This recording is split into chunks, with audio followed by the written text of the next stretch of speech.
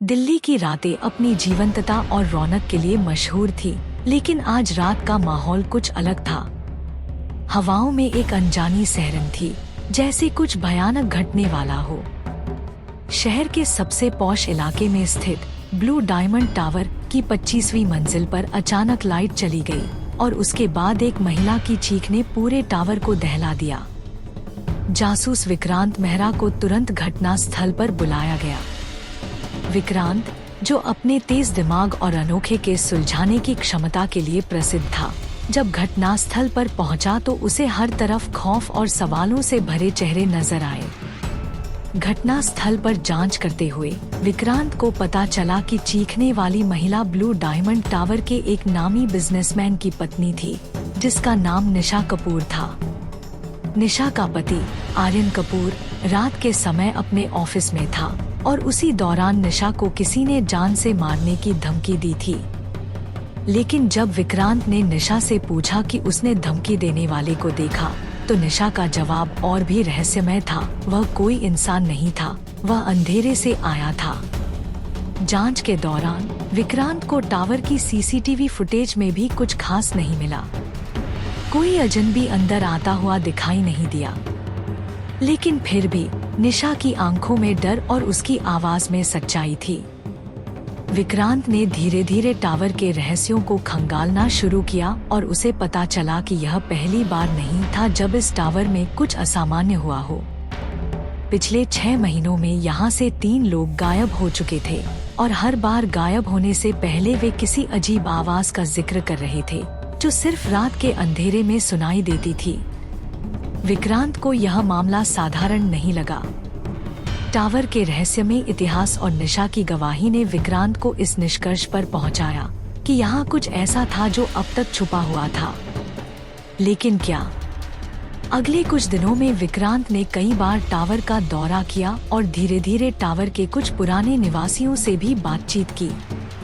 उसने एक चीज नोटिस की, हर बार जब किसी ने अंधेरे का जिक्र किया तो उनकी आवाज धीमी और डरी हुई हो जाती थी, जैसे वे कुछ भयानक याद कर रहे हों। इस बीच विक्रांत को एक ऐसा सुराग मिला जिसने पूरे मामले को पलट दिया।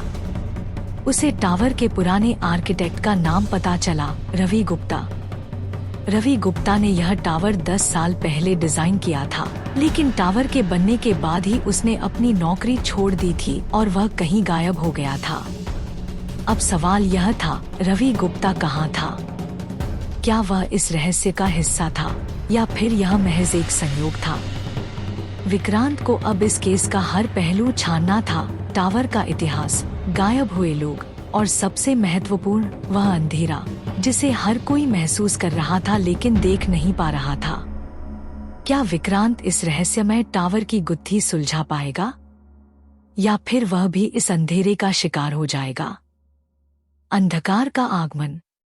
दिल्ली के सबसे पॉश इलाके में स्थित ब्लू डायमंड टावर हमेशा से ही अमीरों का ठिकाना रहा था। ऊंची इमारत, आलीशान अपार्टमेंट्स और हर सुविधा जो एक रईस व्यक्ति को चाहिए, यहाँ मौजूद थी। लेकिन पिछले कुछ महीनों से यह टावर अपने रहस्यों के कारण चर्चा में था। 3 लोग यहाँ से अचानक गायब हो चुके थे और किसी को भी इनका पता नहीं चला था। हर कोई मानता था कि यह सिर्फ एक अजीब संयोग है, लेकिन विक्रांत मेहरा को यकीन था कि कुछ और भी था। विक्रांत मेहरा, एक अनुभवी जासूस, अपनी गहरी सोच और तगड़ी इंट्यूशन के लिए जाना जाता था। उसे पुलिस ने खास तौर पर इस मामले को सुलझाने के लिए बुलाया था। जब उसे टावर के बारे में जानकारी मिली तो उसका पहला विचार था, यहाँ कुछ छुपा है जिसे सभी नजरअंदाज कर रहे हैं। उसने जांच शुरू की और सबसे पहले वह निशा कपूर से मिला। निशा, जो अपने पति आर्यन कपूर के साथ टावर में रहती थी, अब तक इस घटना से बेहद डरी हुई थी। उसकी आंखों में वो डर था जो सिर्फ किसी गहरे अनुभव से आता है। उसने विक्रांत को बताया कि उसने किसी अनजानी परछाई को देखा था, जो अंधेरे में से आई थी और उसके कानों में कुछ फुसफुसाया था। विक्रांत ने निशा के बयान को बहुत ध्यान से सुना, लेकिन वह जानता था कि सिर्फ बयान से वह इस रहस्य को सुलझा नहीं सकता। उसे ठोस सबूत चाहिए थे। टावर का इतिहास। विक्रांत ने टावर के इतिहास की जांच शुरू की। वह जानना चाहता था कि आखिर इस टावर के साथ ऐसा क्या था जो इसे इतना रहस्यमय बना रहा था। उसने पाया कि ब्लू डायमंड टावर 10 साल पहले बना था और तब से ही यहाँ कई अजीब घटनाएं हो चुकी थी, लेकिन उन पर कभी भी ज्यादा ध्यान नहीं दिया गया था। विक्रांत ने टावर के पुराने निवासियों से भी बातचीत की। कुछ ने उसे बताया कि टावर में रात के समय कुछ अजीब आवाजें सुनाई देती थी, जैसे किसी ने चुपके से दरवाजे के पास कदम रखे हों या किसी ने हल्की आवाज में कुछ कहा हो। लेकिन जब वह लोग उठकर देखते थे तो वहाँ कोई नहीं होता था। इन सारी बातों ने विक्रांत को और भी शक में डाल दिया। क्या यह सिर्फ दिमाग का खेल था या सच में कुछ ऐसा था जिसे सभी नजरअंदाज कर रहे थे? इसी बीच विक्रांत को एक सुराग मिला। रवि गुप्ता।